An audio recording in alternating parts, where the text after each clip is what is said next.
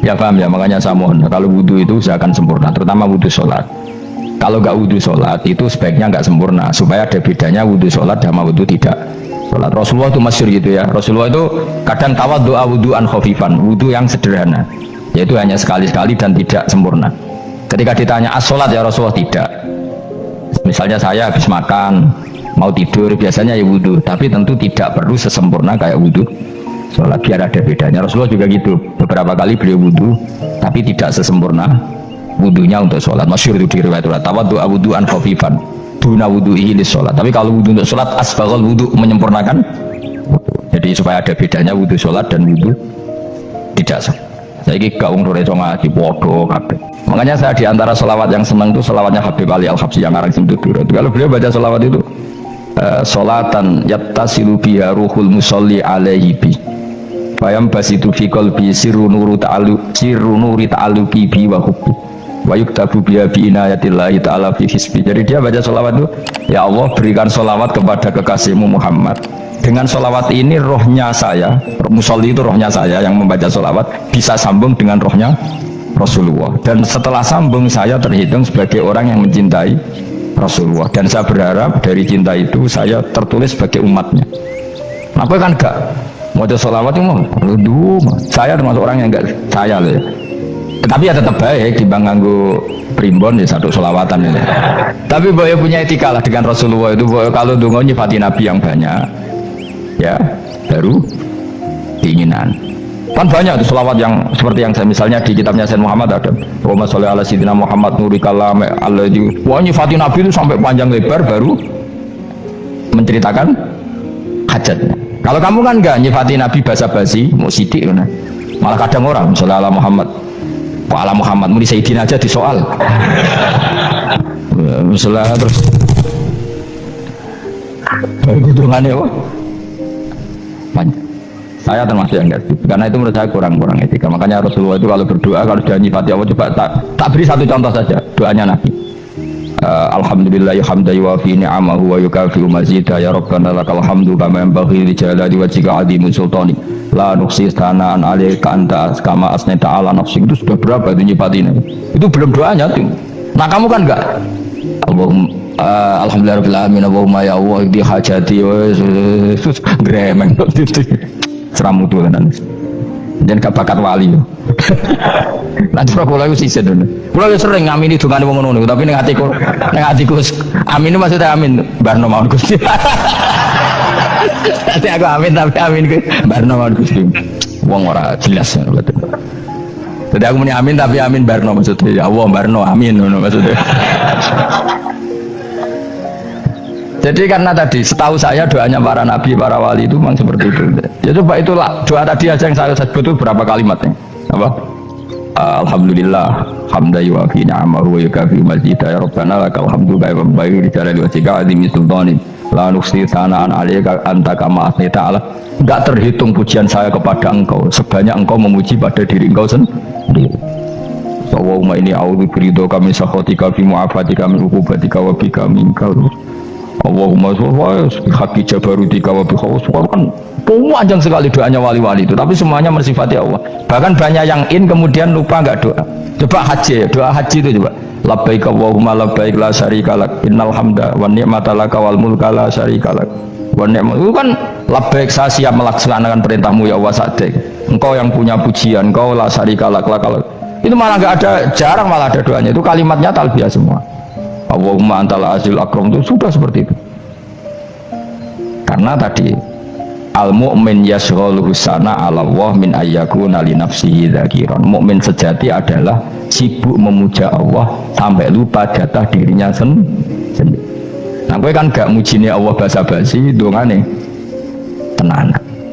Itu jadi makhluk aneh gitu, di hubungan mbek pangeran itu wong aneh.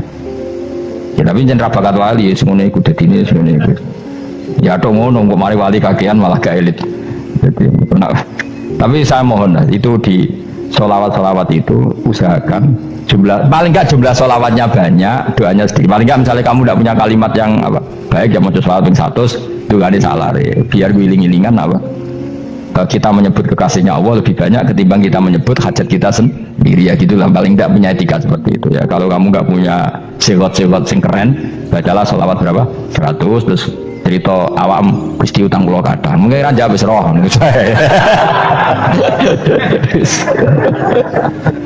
tapi kan kita menyebut kekasihnya sampai 100 nyebut utang bisa, no cowok nyebut kekasih bisa nyebut utangnya 1. Berarti yang gimana ditakoki pangeran, gue nyebut kekasihku biro pisan, nyebut utang 100 dasar rayu utang nomor ya ada. Saya termasuk orang yang nggak setuju tadi. Jadi kalau apa redaksi sholawat cari yang mujinya Nabi lebih apa? Lebih banyak. Karena itu nanti lebih diridhoi Allah Taala. Coba Allah sendiri kalau nyebut nabinya tuh hitung saja. Laqad ja'akum rasulun min anfusikum. Jadi rasulun min anfusikum, seorang rasul yang sejenis dengan kamu. Terus azizun, orangnya sangat terhormat. Alaihi ma'anitum, rasul ini siap menanggung apa yang kalian tidak mampu. Kira bakat mlebu swarga baru kaya syafaatin Nabi akhirnya mlebu swarga. Kira kelar korban, Nabi tahu mengorbankan kita semua.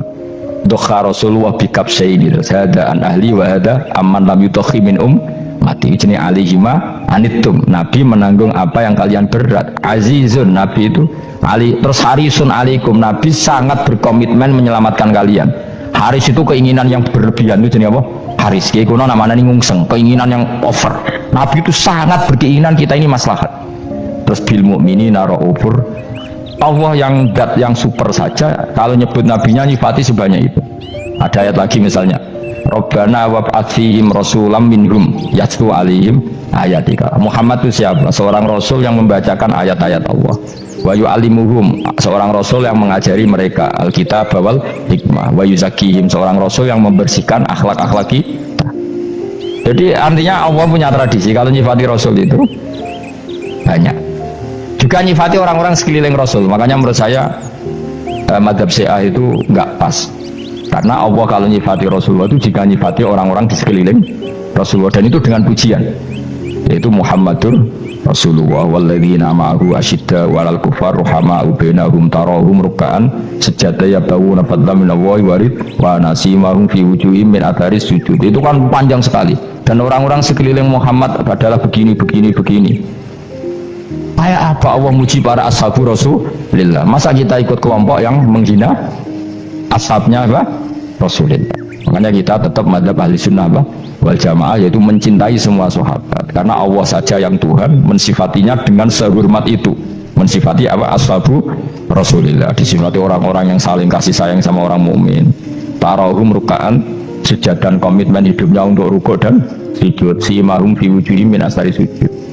Sudah asar sujud tak usah diterjemah, nanti sensitif. Cuma setahu saya asar sujud itu nanti setelah di akhirat orang sering sujud itu jabahnya itu ada nurnya. Tapi kalau ada yang nafsirkan asar sujud itu warna tertentu ya semua ya, itu sensitif. Yang jelas asar sujud itu ya sudah seperti itu. Seneng kamu kok kasut. Kowe nyen provokator, nah ono apa ya? Ada hal yang begitu terus mau berlebihan. Teke ya kisimun. Nah, aku ora ada kepentingan pokoknya ayat si mahum fi wujuhim min athari sujud, bahwa dalam jabahnya itu ada asaris sujud. Itu masyhur kan, saya terangkan ya, tapi gue jauh sensitif loh, biasa wae. Suatu saat Rasulullah itu ngendikan begini, nanti saya kata Nabi akan nyafati kalian semua. Sahabat-sahabat tanya, ya Rasulullah dengan sekian miliar orang bagaimana kamu mengenali kita? Saya ulang lagi, suatu saat saya nanti akan nyapati kalian karena saya kenal kalian. Maksudnya di akhirat. Ya apa? Di akhirat. Terus sahabat tanya, ya Rasulullah bagaimana engkau mengenali kita sementara nanti di akhirat bermiliar-miliar orang gitu. Terus Nabi ngendikan gini, jika kamu punya unta dengan tanda tertentu, saya ulang lagi, jika kamu punya unta punya tanda tertentu, dalam jidatnya ada begini, dalam tangannya ada gini, dalam kakinya ada gini, maka apa kamu bisa membedakan untamu dengan unta orang lain? Ya bisa ya Rasulullah, karena unta kita khas. Misalnya kaki depannya ada putihnya, kaki belakangnya ada putihnya, dalam baduknya ada putihnya. Kata Nabi, inna ummati yud'auna yaumal qiyamati hurran muhajjalin min asaril wudu. Nanti umatku nanti wajahnya juga bersinar, tangan kakinya juga bersinar. Jadi asar itu saya pastikan secara riwayat itu akhirat, maksudnya tentang akhirat. Tapi bahwa yang di dunia ada yang memulai asar itu monggo mawon. Loh itu bagus kan, artinya ekspresi percepatan. Tidak apa-apa loh, daripada kok gue jelas ini gitu. Maksudnya ya orang ngetok ya banyak jarang sujud tenan. Gue serasa sensitif tapi yang jelas ya nanti ya sebenarnya kiamat ruang samu nanti hisab tuh nanti kalau hitung hanya sekitar 3 jam hisabnya sak dunia itu hanya sekitar karena malaikat tuh tidak kesulitan sama sekali tak warai ya ini nggak akan salah saya dalam hal ini karena riwayatnya sahihah. Kenapa hisab itu hanya butuh mau rubu'un nahar 1/4 dari siang enggak anggap saja siang itu 6 jam atau 12 jam itu aja terserah kalau 12 paruhnya kan 6 ya seperti 1/4-nya berarti 3 itu gini. Jadi nanti di mahsyar itu kan yauma tabyaddu wujuh wa taswaddu wujuh. Yaudah yang kafir itu gelap hilang, wajahnya tubuhnya semuanya gelap. Yang mukmin itu semuanya terang. Jadi sudah yang tabyaddu wujuh wa taswaddu wujuh otomatis terus nyingkap. Terus pergerakannya itu delala yang tabyaddu wujuh itu ke kanan, yang taswaddu wujuh ke kiri. Maka kamu jangan punya sinar yang kelap-kelip. Nanti kena bigo yang karena nggak jelas lagi. Maka kamu harus sinarnya yang sejelas-jelasnya. Ghurran muhajjalin min asarin. Bila perlu nur kamu sampai menembus langit saat itu. Makanya ketika orang mukmin sudah nurnya ada di muka, ada di tangan, masih ngendikan Rabbana atmim lana nurona karena takut masih kena bigo tadi. Karena kalau hanya wudhu tok, sikil tok kan bayangkan di miliaran orang kan bisa nggak kelihatan. Tapi kalau nurnya sampai nembus langit kan itu siapa kok nurnya sampai kan malaikat langsung tahu. Lani apal Quran alim kan insya Allah nurnya itu sama zaman itu masih berdoa Rabbana atmim lana sempurnakan nur kami karena nanti identifikasi malaikat berdasar tadi kalau ada nur berarti diletakkan ashabal yamin kalau nggak ada nur ashabal shimal. Nah malaikat yang dibawa bigo itu kira-kira detail gak dugaan saya kalau kelap-kelip pasti kena simal wah ini partai kiri kan pemenang yang wudhunya mau dulet sirah tok sidik karena anak madhab syafi'i. Sebetulnya meskipun itu sebaiknya kalau basuh sirah itu kabeh benora kelap mana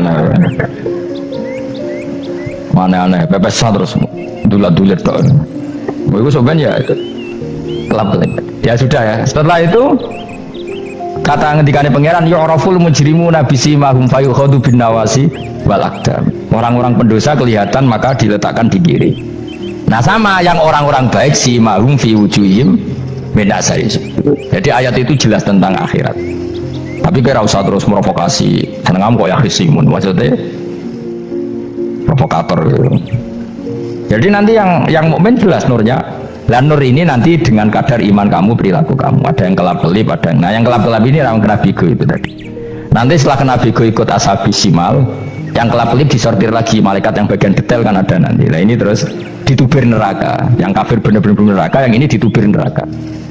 Jadi nanti ini yang ngelok kanjeng Nabi digoleki ya ini tuh. Mana sakit kanjeng Nabi, mana ono kiai soleh darani nek iso soleh dhewe sakit Nabi mergo terus goleki endi umatku sing kelap-kelip terus dicari di syafaat. Ya imma langsung dituruti Allah wa imma diumbasik ning neraka. Ya terserah rencanamu piye kon aku kowe. Tapi yang jelas apa? Kiamat itu cepat sekali karena tadi ada identifikasi tadi. Makanya hanya cukup 3 jam karena tadi yang jelek kelihatan jelek, yang baik kelihatan baik. Makanya cepat. Ya oraful mujrimuna bisimahum, orang pendosa dikenali lewat alamatnya yaitu taswaddu apa? Wujuh. Kalau orang baik dikenali lewat tabyaddu wujuh.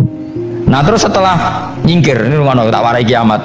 Setelah nyingkir itu faduri babenahum bisuril lahu bab. Setelah tersingkir tadi terus lalu ada pintu penghalang, pintu pemisah.